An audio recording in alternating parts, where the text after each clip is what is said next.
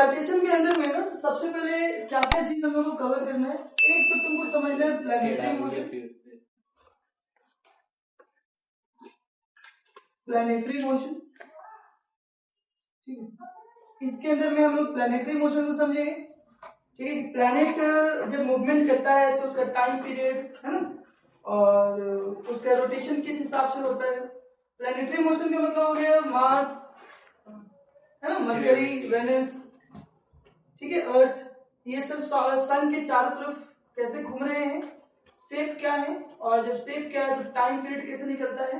जैसे अर्थ का time period होता है वो 1 ईयर, तो 1 ईयर वो हम कैसे निकालें, उसके रेफरेंस में और भी प्लैनेट्स का टाइम पीरियड को कैसे कैलकुलेट करना है, ठीक है।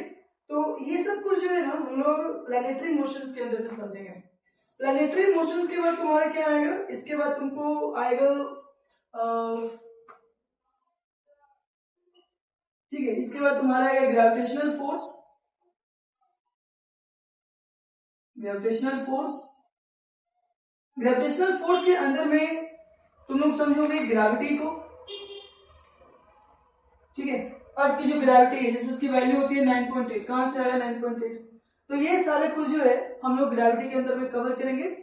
ग्रेविटी के बाद फाइनली हम लोग जो है पोटेंशियल एनर्जी पे चलेंगे, ठीक है। हाँ, पोटेंशियल एनर्जी, किसका पोटेंशियल एनर्जी, तो ग्रेविटेशनल पोटेंशियल एनर्जी, ठीक है। इस पे भी हम लोग आएंगे है ना। और ग्रेविटेशनल पोटेंशियल एनर्जी के बाद हम लोग फाइनली एक टॉपिक कवर करेंगे जिसका नाम है एस्केप स्पीड, एस्केप स्पीड और सैटेलाइट, ठीक है। तो ये मोटा मोटा तुम्हारा 6 टॉपिक है, और यही 6 टॉपिक के अंदर में पूरा चैप्टर हमारा क्या हो जाएगा, समाप्त हो जाएगा। क्लियर है। तो इसमें जो टोटल जो 6 टॉपिक है इसके अंदर में हम लोग को दिमाग लगाना ज्यादा, ठीक है। प्लैनेटरी मोशंस को हम शुरू कर रहे हैं, ठीक है, कि प्लैनेटरी मोशंस वगैरह क्या है, इसका हिस्ट्री पहले समझ लो कि हिस्ट्री क्या है। जैसे एक फिजिक्सिस्ट थे जिनका नाम था गैलीलियो, ठीक है। हाँ, तो गैलीलियो के बारे में तुम लोग जानते होंगे। तो जो गैलीलियो है वो ये बताया था कि जितने भी बॉडीज होते हैं है ना, जो भी बॉडीज वगैरह होता है, जैसे पुराना कंसेप्ट था कि जो सन है ना, वो अर्थ के चारों तरफ घूमता है, इसको बोलते हैं जियोसेंट्रिक मॉडल, ठीक है। क्या बोलते हैं, जियोसेंट्रिक मॉडल, ठीक है। ये हम हटा रहे हैं है ना, यही सीक्वेंस हम लोग फॉलो करेंगे, ठीक है। तुम लोग देख लेना। तो सबसे पहले हम टॉपिक का क्या नाम लिखेंगे, planetary motion, planetary motion. Planetary motion के अंदर क्या होता है कि 2 तरह का मॉडल उस समय डेवलप हुआ था। हाँ, 2 मॉडल थे। एक मॉडल था जिसमें हम लोग बोलते थे जियोसेंट्रिक, ठीक है, जियोसेंट्रिक मॉडल, और एक को बोलते थे हेलियोसेंट्रिक मॉडल, ठीक है। ध्यान से, जियोसेंट्रिक मॉडल और हेलियोसेंट्रिक मॉडल। अब जियोसेंट्रिक मॉडल के अंदर में बोला गया कि जो अर्थ होता है ना, जो अर्थ हमारा होता है ये हमारा सेंटर होता है, और इसके अराउंड सन, ठीक है, इसके around sun plus other planets like moon revolve करता रहता है। उस जमाने में 1-2 प्लैनेट के लोग और नाम जानते थे, जैसे वेनस का नाम जानते थे, जैसे जुपिटर का नाम जानते थे। तो उनको लगता था ना कि हमारा जो अर्थ है वो सेंटर पे है, और बाकी जो प्लैनेट्स हैं वो उस प्लैनेट, उस अर्थ के चारों तरफ घूम रहे हैं, है ना। इसको सपोर्ट करता था एक फिजिसिस्ट था, है ना, जियोसेंट्रिक मॉडल को जो बहुत ज्यादा सपोर्ट करता था, है ना,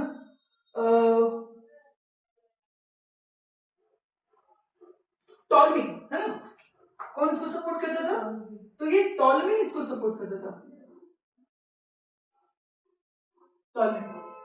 तो टॉलमी को ये लगता था कि इस तरह का जियोसेंट्रिक मॉडल होता है, और इस प्रकार से हमारा जो प्लैनेट है वो मूवमेंट करते हैं, सन मूवमेंट करता है। ये कुछ मॉडल ऐसा बनाया गया। लेकिन हेलियोसेंट्रिक मॉडल के अंदर में क्या है, हेलियोसेंट्रिक मॉडल इसके एकदम विपरीत है ना। यहां से ये ऑब्जेक्टिव क्वेश्चन बनता है, जियोसेंट्रिक मॉडल किसने दिया था, तो टॉल्मी ने दिया था, है ना। हेलियोसेंट्रिक मॉडल के सपोर्टर कौन कौन थे, तो एक सपोर्टर थे इसके आर्यभट्ट, ठीक है, क्या थे, आर्यभट्ट। उनको भी यही लगता था कि जो हेलियोसेंट्रिक क्या है इसको समझ लो। हेलियोसेंट्रिक में होता है, ठीक है, कि सन तुम्हारा सेंटर पे रहेगा। हेलियो मतलब होता है, देखो ये ग्रीक वर्ड है, और हेलियो मतलब सन होता है। हेलियो मतलब क्या होता है, सन, और जियो मतलब होता है अर्थ, इसलिए जियोग्राफी बोलते हैं। जियोग्राफी का मतलब क्या होता है, अर्थ का स्टडी, इसको जियोग्राफी कहते हैं। देखना आर्ट्स में एक पॉपुलर सब्जेक्ट है ना, तो जियोग्राफी। तो जियो का मतलब अर्थ होता है, और हेलो मतलब क्या होता है, हेलियो मतलब होता है सन। तो जियो जब बोलेंगे तो समझना कि अर्थ की बात हो रही है, और हेलियो जब बोलेंगे तो समझना कि सन की बात हो रही है। और इनको लगता था, इनको फिजिक्स, ये आर्यभट्ट हो गए, उसके बाद एक तुम्हारा गैलीलियो है, गैलीलियो है, उसके बाद तुम्हारे केपलर हैं, ये बहुत फेमस हुए, इसको हमको स्टडी करना है। तो केपलर है, इन्होंने भी हेलियोसेंट्रिक मॉडल को ही सपोर्ट करा। और क्या बोला उन्होंने बोला कि जो सन होगा वो हमारा सेंटर पे होगा, और जो बाकी जो प्लैनेट है, जैसे अर्थ है ना, मार्स है, ठीक है, जुपिटर है, ये सब इसके क्या करते हैं, इसके चारों तरफ रिवॉल्व करते हैं। बोले यहाँ से समझ में आया, क्लियर है। फिर से समझाते हैं, फिर से तुमको बता रहे क्या बात हम बोले। अभी तक हिस्ट्री में हो तुम, है ना, अभी तक तुम फिजिक्स इस पे नहीं आया है। तो एक बार थोड़ा सा बैकग्राउंड बन जाए तुम्हारा कि चैप्टर में मतलब क्या पढ़ना है, ये बहुत जरूरी होता है। चैप्टर को समझना बहुत जरूरी है कि हम चैप्टर पढ़ रहे हैं तो क्या पढ़ रहे हैं। तो इसके अंदर में इस ग्रेविटेशन नाम के जो चैप्टर है, इसमें सबसे पहले प्लैनेटरी मोशन शुरू होगा, फिर प्लैनेट को रूल करने वाले लॉज बनेंगे, है ना, कि जैसे एक प्लैनेट दूसरे प्लैनेट पे फोर्स लगाता है, बिल्कुल लगाता है। न्यूटन ने कहा ये बात कि एक प्लैनेट दूसरे प्लैनेट पे क्या करता है, फोर्स लगाता है। तो फोर्स लगाता है तो वो फोर्स हम कैलकुलेट भी करना चाहिए हमको कि वो फोर्स कितना लगाता है, कितना फोर्स वो लगाएगा, क्लियर है। तो वो फोर्स की वैल्यू कितनी होगी, तो वो जो फोर्स की वैल्यू होगी उसको हम लोग यहाँ पर देखेंगे कि वो फोर्स का वैल्यू कितना होगा, क्लियर है। उसके बाद जब खींचता है तो एक्सेलरेशन पैदा होगा, तो एक्सेलरेशन की वैल्यू क्या है, क्लियर है। तो ये सब कुछ समझना पड़ेगा।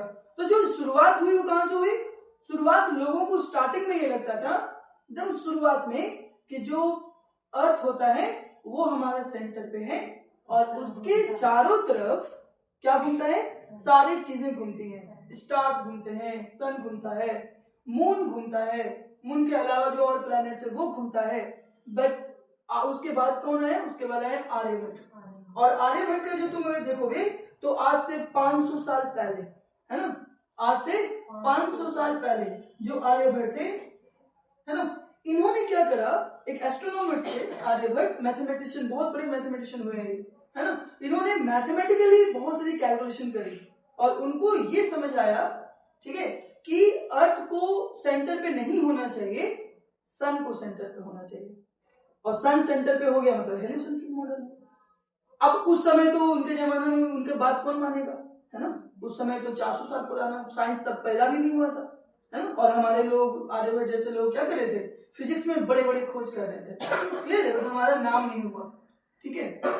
तो ये बात हमको समझना चाहिए। उसके बाद क्या हुआ, जो वेस्टर्न साइंटिस्ट थे, है ना, जैसे कि तुम गैलीलियो को देख लो, केपलर को देख लो, ये सब क्या है, ये सब अंग्रेज हैं, ये सब बाहरी लोग हैं, पश्चिम देश के लोग हैं। इन्होंने फिर रिसर्च करना वापस से शुरू करा, है ना। जब टॉल्मी बोला ना कि ये होता है, तो देखो टॉल्मी, गैलीलियो और केपलर ये सब एक ही टाइम के हैं, थोड़ा थोड़ा 200 साल 100 साल के पीछे इनका डिफरेंस है। सबसे पुराने हो गए आर्यभट्ट, उसके समय का फिर टॉल्मी है, फिर उसके बाद गैलीलियो और केपलर है, ठीक है ना। तो ये बात समझना चाहिए तुमको कि फिर ये मॉडल पे काम कैसे हुआ। तो आर्यभट्ट ने तो ये मॉडल दे दिया था, तुम अभी भी गूगल करके देखना, आर्यभट्ट का एक बुक आता है ना, आर्यभट्टम, उसके अंदर में सबका रेडियस बताया हुआ है कि सन मून से कितना दूर है, अर्थ मून से कितना दूर है ना, मार्स और जुपिटर के बीच में क्या डिस्टेंस है, सबका एक कैलकुलेशन किया हुआ है। और वो कैलकुलेशन आज के लोग करते हैं, हम लोग बहुत बड़ा चीज करके, और वो मैथमेटिकली कर दिया, पता नहीं कैसे, क्लियर है। तो आर्यभट्ट ने इस तरह के कैलकुलेशन करा था, है ना, जिसके सपोर्ट में कौन आए, गैलीलियो आए और केपलर्स आए, है ना। तो यहाँ से बस समझ में आया तुमको कि प्लैनेटरी मोशन में जियोसेंट्रिक मॉडल और हेलियोसेंट्रिक मॉडल क्या है ना। तो हेलियोसेंट्रिक मॉडल के अंदर में हमारा जो अर्थ है वो एज ए सेंटर रहेगा जियोसेंट्रिक मॉडल में, और हेलियोसेंट्रिक मॉडल में तुम्हारा जो सन है वो एज अ सेंटर रहेगा। तो सन यहाँ पे रहेगा, बाकी प्लैनेट्स मूवमेंट करते रहेंगे। यहाँ से मॉडल करो, फिर हम लोग बढ़ेंगे केपलर की तरफ, ठीक है।